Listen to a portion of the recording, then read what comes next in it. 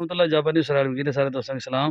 तो अज जी मैं वीडियो बना रहा ये सिर्फ 5% उन आज़ाद कश्मीर के लोगों वास्ते हैं जिन्हें कि कक्का कीड़ा तंग करना।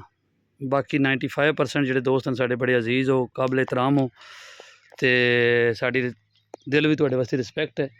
ये 5% जोड़े बंदे न ए तक लो उन्होंने काम है। मैं इस तो पहले था वीडियो बनाई था लिखी कश्मीर बनेगा पाकिस्तान। ये कुछ लोगों की ना कक्का कीड़ा तंग करना। एक पता दो मूँह कीड़ा होना, दो मूँह कीड़ा होना, वो फिर कुछ कर लेना। कक्का कीड़ा होना इन्हें मूँह सिर को नहीं होना, एवं ही सुलकना रहना ना, वो सिर्फ तंग करना ने।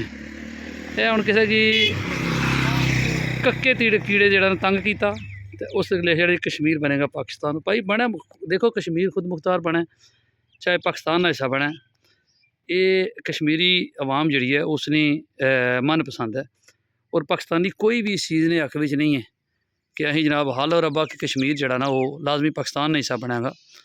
पाकिस्तान आलमी सतह का भी यही मौकफ है कि कश्मीरी जड़े वो अपना फैसला खुद करनगे।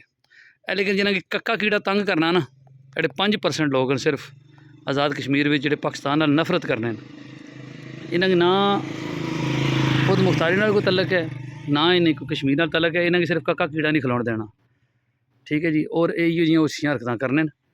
तो बाकी बहुत माजरत अगर किसी की मेरे को लफज माड़ा लगे, मेरा जिंदगी च पहली दफ़ा ये इस तरह कंटेंट बनया, बड़ा दुख लगा तक है। तो कश्मीरी साढ़े भरा न, तो कश्मीर तो पाकिस्तान ये दो एक न।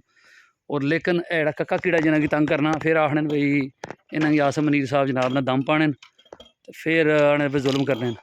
लेकिन तक लो उन्हें किसी कक्का कीड़े तंग किया ना, हालांकि इतने उन्हें ना खुद मुख्तार लिखने ये खुद मुख्तार बनेगा ना कश्मीर बनेगा पाकिस्तान नाल बनना ही। लेकिन कक्के कीड़े जोड़े ना ये बंदे की तंग करना। तो चलो अल्लाह खैर कर सी, कक्के कीड़े ने इलाज हाफिज़ साहब को लैगा।